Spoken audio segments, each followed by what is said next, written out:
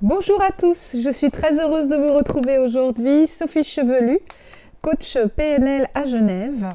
Aujourd'hui, je vais parler de la mère perverse narcissique. Autant vous dire que c'est un sujet qui me tient à cœur car je l'ai connu personnellement. Donc voilà, je vais vous parler de ses comportements. Donc selon l'enfant, elle a des comportements différents en fait. Elle a ses victimes, il y a les enfants invisibles qui n'existent pas, elle ne s'en occupe jamais. Inexistants, voilà, on peut les appeler comme ça. Et il y a ceux qu'elle transformera comme elle veut, et ce sera ses chouchous. S'il y a une fratrie, la mère perverse narcissique va diviser pour mieux régner. Donc il y en aura un qui sera son chouchou, qu'elle gardera toujours près d'elle et qui va devenir PN, qui sera sa victime aussi, mais qu'elle va faire manipuler de manière à se l'approprier complètement. Je vais vous l'expliquer. Donc voilà, il y a aussi une différence de traitement entre les filles et les garçons. Quand vous êtes sa fille, eh ben, vous êtes sa concurrente. Elle a l'impression qu'elle est en compétition avec vous tout le temps. Donc attention, il ne faut pas être trop jolie, il ne faut pas être trop intelligente, il ne faut pas trop réussir dans la vie parce que elle vous fera tout le temps des réflexions. Et en plus, il ne faudrait pas que vous ayez trop confiance en vous non plus.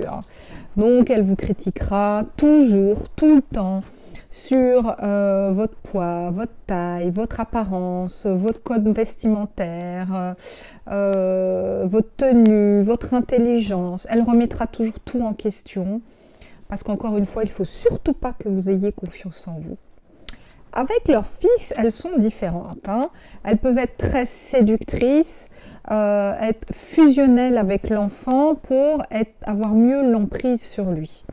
Elle aura des conversations d'adultes, elle va se confier à lui, comme si c'était un homme, elle va parler des hommes, de la sexualité, de la vie, ça va être son confident. Donc c'est très déstabilisant pour un enfant.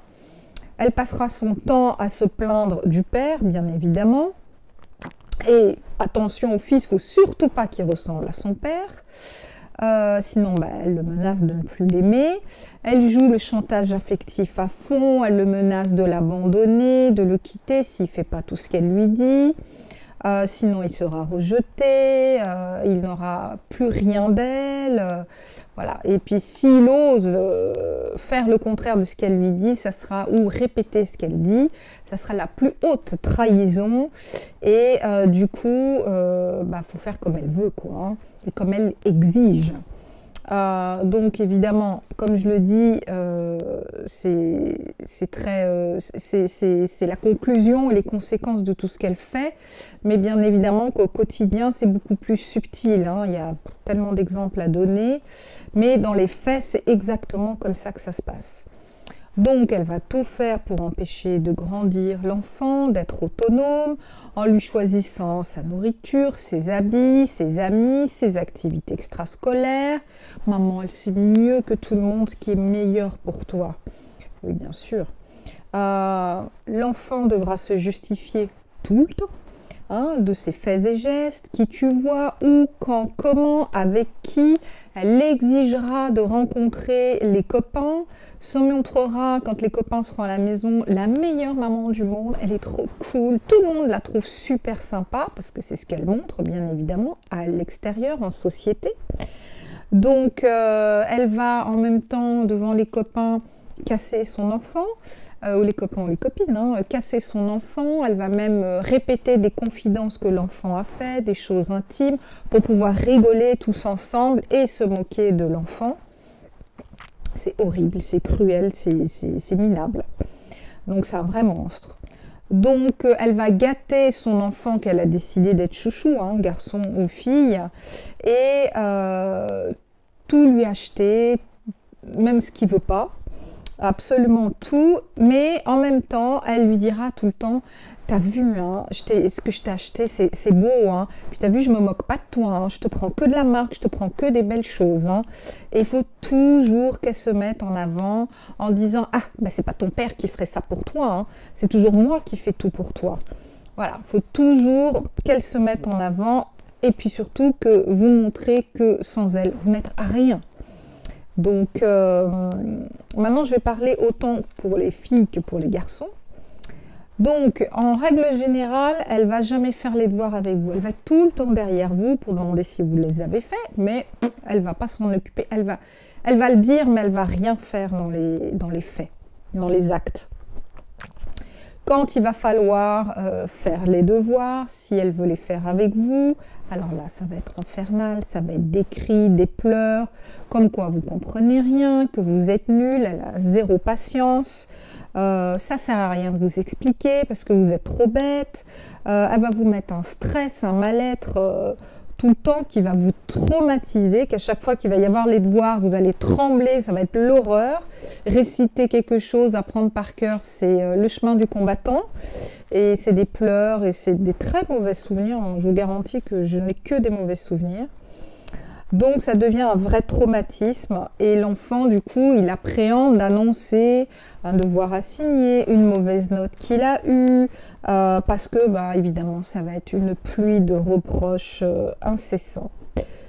Donc vous voyez, à chaque fois elle continue à semer la peur et du coup c'est cette peur qui est une menace constante pour l'enfant. Et ça lui rappelle combien l'enfant, il est mauvais, il est nul, et il ne mérite pas d'être aimé. C'est ça qui est terrible. Il faut aussi... Alors, en même temps, elle ne veut pas être avec vous pour faire les devoirs, elle ne vous soutient pas, elle ne vous élève pas, elle ne vous aide pas. Mais il faut avoir un métier convenable dans cette société reconnue. Il faut avoir quelque chose, je ne sais pas, comme médecin, avocat, juge, pharmacien, professeur, ou un métier à grande responsabilité. Parce que ça, c'est important. Donc, d'un côté, elle vous casse en vous disant que vous êtes tellement nul, vous allez finir éboueur ou caissière. Mais de l'autre, ce qu'elle voudrait, évidemment, c'est le top du top. Mais ce que vous aimez, elle n'en a rien à faire. Ça n'a aucune importance pour elle. Tout est dans l'apparence, ou alors, carrément, c'est le déni total. C'est tout ou rien. Donc voilà, sans oublier que, bien évidemment, c'est grâce à elle que vous en êtes là. Si vous réussissez quelque chose, elle adore s'attribuer vos succès, vos réussites, et en disant « Ah, mais les chiens ne font pas des chats ». Donc, vous voyez l'expression tellement connue, c'est pas grâce à vous et à votre intelligence et à votre travail et à votre rigueur et votre dévouement. Non, c'est grâce à elle. Si vous réussissez vos études, si vous avez un diplôme, c'est uniquement grâce à elle. Donc, si les gens disent « Ah, mais qu'est-ce qu'il est beau, qu'est-ce qu'elle est belle, ta fille, et tout ça », ou « Qu'est-ce que t'es forte, qu'est-ce que t'as confiance en toi, t'es super indépendant, ouais. » Alors là, tout de suite, pareil, elle va dire « Bah oui, évidemment, il ou elle a tout pris de moi, c'est normal. Parce que vous n'êtes pas capable de l'être par vous-même. Donc, c'est forcément grâce à elle. » Elle adore se pavaner aussi en disant « Il a toutes les qualités de sa mère et tous les défauts, c'est ceux de son père. » Ils ne se rendent même pas compte à quel point ils sont ridicules parce qu'ils ont un ego surdimensionné. Mais en même temps, ils le disent sous un air de blague, comme si c'était de l'humour, mais ils y croient, ils sont sincères quand ils le disent. Donc les gens, ils rigolent en même temps, mais bien évidemment que l'enfant, parce qu'ils le font devant l'enfant est super mal à l'aise avec ça. La mère PN, elle est possessive, jalouse, pas affectueuse, pas attentionnée. Elle vous dit qu'elle vous aime, mais elle ne vous le montre pas, ou elle vous dit pas du tout. Elle vous demande de l'appeler par son prénom parce que maman, c'est la honte devant tout le monde. Si, comme moi, vous avez une maman qu'elle était jeune, fallait surtout pas que dans les autres mecs on dise qu'elle est maman, quoi. C'était trop la honte. Elle n'est pas disponible, elle n'est pas à l'écoute, elle n'est pas présente, c'est-à-dire qu'elle est là physiquement, mais elle n'est pas là avec vous.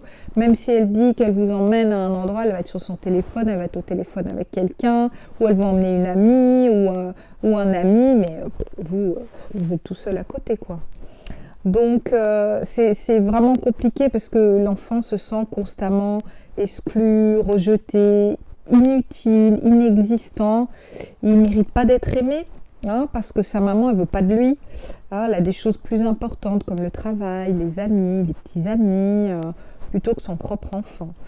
Donc, ce qui est vraiment le plus difficile, c'est pour l'enfant, quand il devient adolescent surtout, parce que là, il a une prise de conscience, il arrive à penser par lui-même et il compare aussi. Il peut comparer avec ses autres copains, ses autres copines et puis se rendre compte que une maman aimante, une maman normale, c'est comme ça.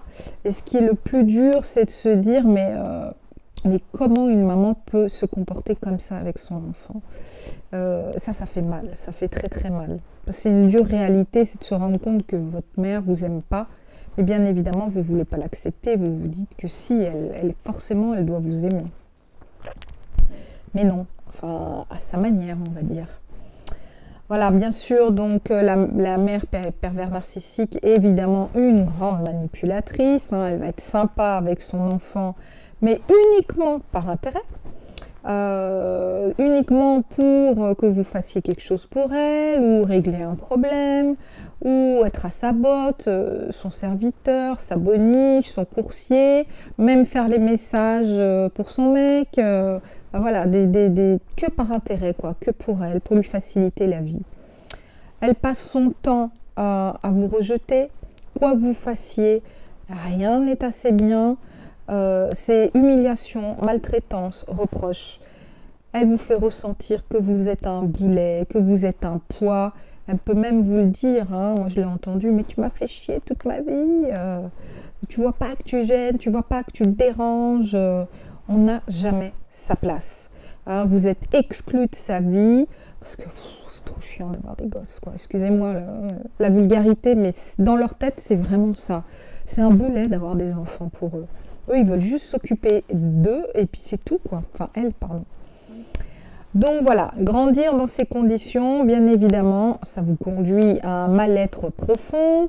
Vous êtes super mal dans votre peau. Vous allez aller vers des personnes semblables qui vont mal vous aimer parce que vous ne connaissez que ça. Vous n'allez pas avoir confiance en vous. Vous allez douter de vous tout le temps. L'active tout le temps la blessure du rejet et vous finissez par vous rejeter vous-même parce qu'elle a réussi à vous faire croire très très fort en vous comme dans votre ADN que vous êtes nul, que vous êtes incapable, que vous pourriez faire mieux, vous êtes dans une très haute exigence de vous-même et puis évidemment très mal dans votre peau. Mais je vous rassure, tout ça c'est faux, d'accord?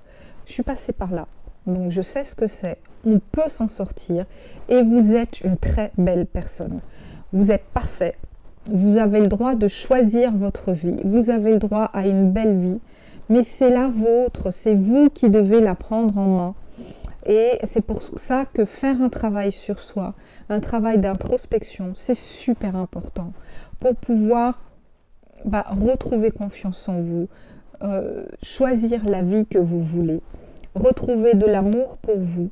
Mais surtout, fuyez cette mère perverse narcissique. Elle va tout faire pour vous retenir, pour vous faire croire qu'elle est indispensable dans votre vie, que ce soit financier, affectif, mais elle ne sait pas vous aimer, elle ne sait que vous faire du mal et vous détruire. Elle ne peut pas s'empêcher, c'est plus fort qu'elle. Il faut vraiment vous le dire, ça, c'est vrai. C'est une maladie, c'est comme ça, c'est plus fort qu'elle. Elle ne peut pas, elle ne changera jamais. Vous n'aurez jamais l'amour et la reconnaissance de votre maman quand elle est perverse narcissique. Parce que c'est une grande égoïste, elle ne pense qu'à elle. Et son but, c'est que de détruire l'autre. Donc la meilleure façon de faire, c'est de fuir. Fuyez-la. Le détachement, c'est ne plus souffrir. La vie, ce n'est pas subir, mais choisir. Alors arrêtez de subir. Voilà. J'espère que cette vidéo vous aura aidé et éclairé. N'hésitez pas à me contacter si vous avez besoin d'aide et d'un accompagnement à info@coachgeneva.ch. Je consulte en visioconférence et aussi à mon cabinet à Genève. Abonnez-vous, partagez et je vous dis à très bientôt.